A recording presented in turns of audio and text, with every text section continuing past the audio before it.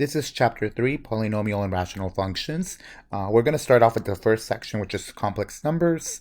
Some of you guys may see this as a review, so this video, I guess, is going to be optional, depending on if you already are really good with complex numbers. But if you're not, then this is the video for you. So where do complex numbers really arise? So back when we did quadratics, you can see that sometimes you can find no solutions to a particular equation. And we actually did this when we were finding the domain of a rational and you had a quadratic on the bottom. When we were solving for x, you can see that you can move the 4 over, and then you have x squared equal -1. Now, usually over the real numbers, when I take the square root to both sides and add a plus or minus, well, you can see that this guy is going to be no solution.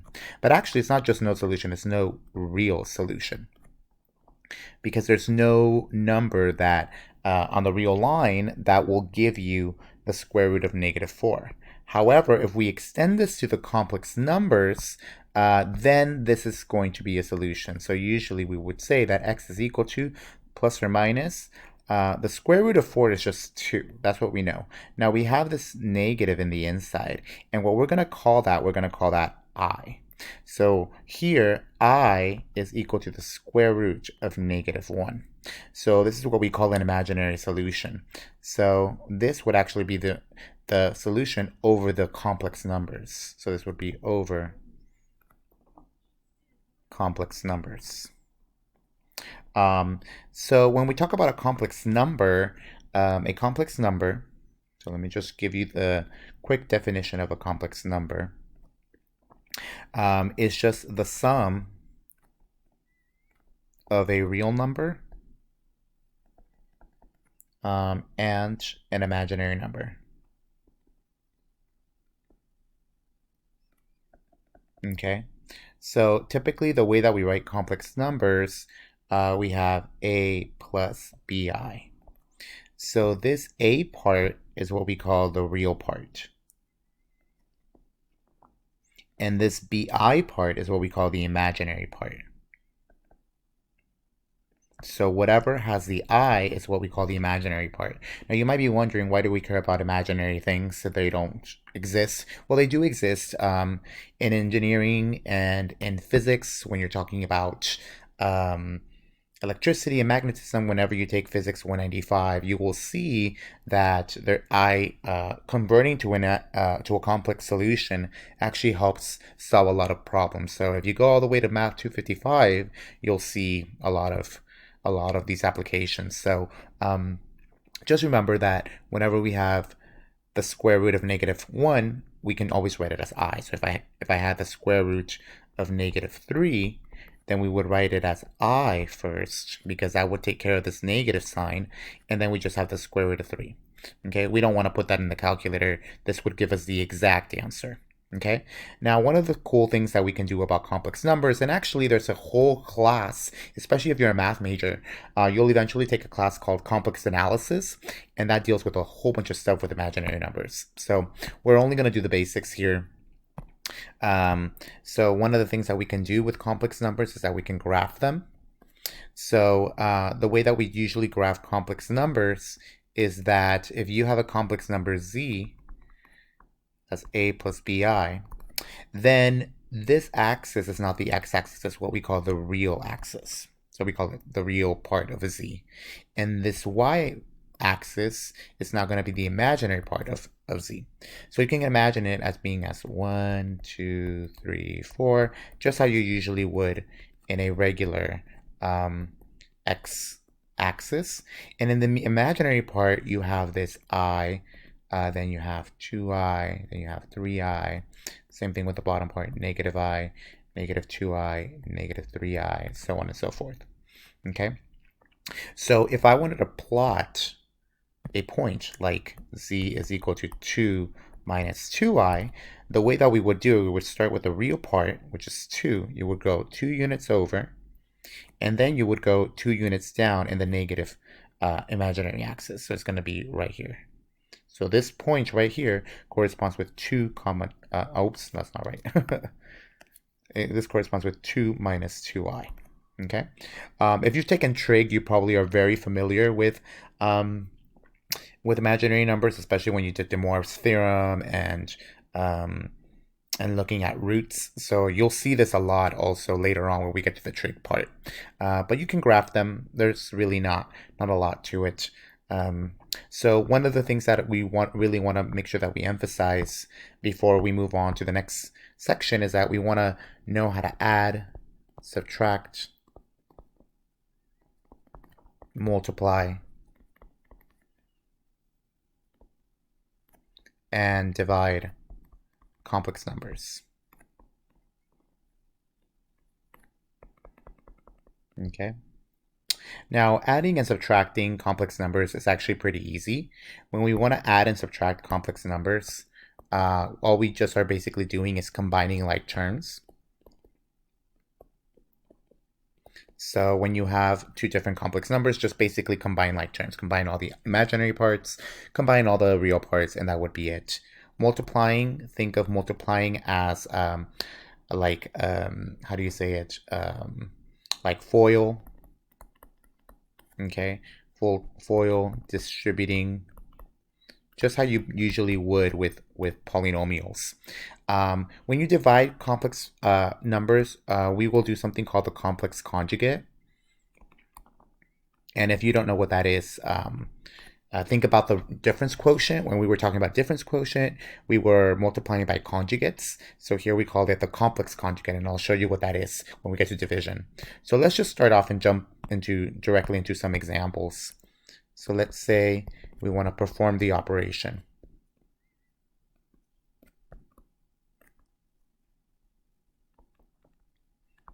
So let's say we wanted to add 3 plus 2i, and then plus -3, or maybe let me make -4 minus 7i. Okay, so let's say we wanted to add these two complex numbers together. So all we got to do is just basically combine like terms. Because there's an addition sign, we can just drop the parentheses. They're not really going to do anything. So this positive is going to be -4 plus, oh, that's wrong, minus 7i. So we can just drop the parentheses. And then all we got to do is just combine like terms. And we all know how to do that. We're just going to take all the real numbers. So that's going to give me -1. And then we're going to take all of our imaginary numbers. And that's going to give me -5i. And that's just basically all it is. Okay, so you're just combining the like terms, and that's just it. What about this one?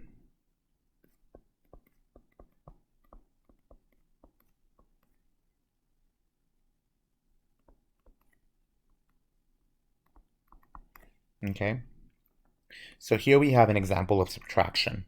So here we can't just drop the parentheses because subtraction means that you're subtracting the whole thing. So what you got to do is you got to distribute this negative first. So you got to have 7 plus 2i.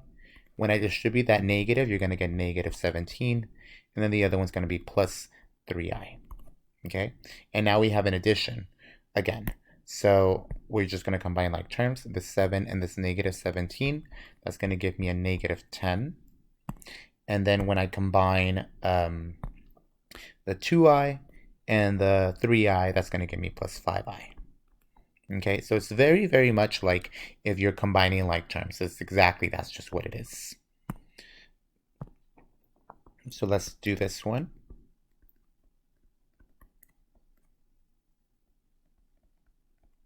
Okay, so let's say we had something that looked like that. Well, here, since this is multiplication, this looks a lot like foiling. So that's exactly what we're going to do. So FOIL this, the first one, there's just going to be 6. The outer ones, which is going to be plus 3i. The inner ones, which is -4i. And the last ones, which is going to be -i squared. Okay? So 6 stays the same. These two guys are going to give me -i. Now, what exactly is this I squared? So this I squared, if you think about it, well, you're basically doing -1 and then squaring it. That's just basically canceling out the squared. So that's just going to give me -1. So what that tells me is that I squared, I squared is just equal to -1. So whenever you see an I squared, change it to a -1. So there's a negative already on the outside, and then this I squared is going to give me a -1. So this gives me 6 minus I, negative and negative, give me a +1. So it's going to give me 7 minus I. So one of the things to kind of notice is that we always write the real number part first and then the imaginary part. Okay, so let's do this one.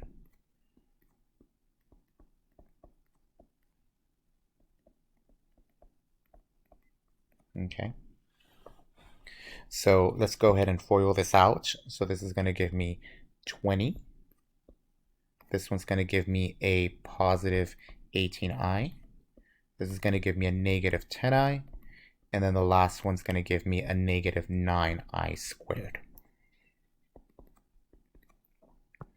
So you're going to have a 20.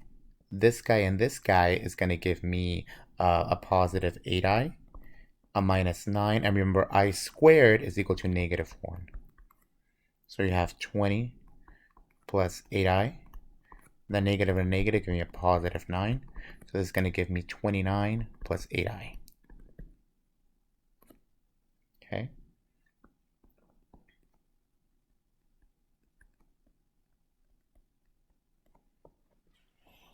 Okay, so here's a tricky one. So let's say you have this this complex number and just being squared. Now the common mistake is trying to distribute this squared over. You don't want to do that. Instead, what this squared means is that you have two of those. So you have 3 minus 2i, and then another 3 minus 2i. And now what you want to do is you want to FOIL everything out. So you're going to have first a 9. Then you're going to have a negative 6i, minus 6i, and then a positive 4i squared. So this middle part is going to give me negative 12i plus 4. This I squared gives me -1. So we're going to have 9 minus 12i minus 4. These two numbers are just going to give me 5 minus 12i. And that gives me my answer.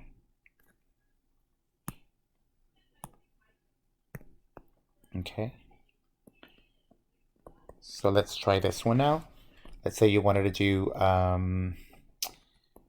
3 plus 2i, 3 minus 2i. So it looks very similar to part E, but now we have a positive and a negative there. And actually right here, these are what we call complex conjugates. And the reason why they're conjugates is because you can see that it's the same exact thing, but just the middle part is different. Okay, you have a positive and a negative. So we're just going to do the same thing again. So FOILing. So it's going to give me 9 minus 6i plus 6i minus 4i squared. You can see with complex conjugates, the middle term is going to go away. So you're left with 9 minus 4i squared gives me -1. So this is going to give me 9 plus 4, and that's just going to give me 13. Okay. So notice here that multiplication of two different complex numbers gave me a real number. Okay, so that's pretty interesting. Okay, and now let's go to the division one.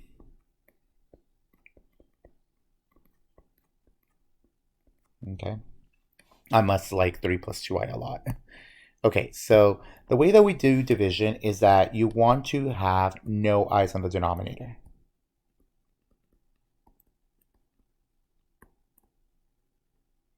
So when you're doing a a division, you basically want to get rid of that I on the denominator.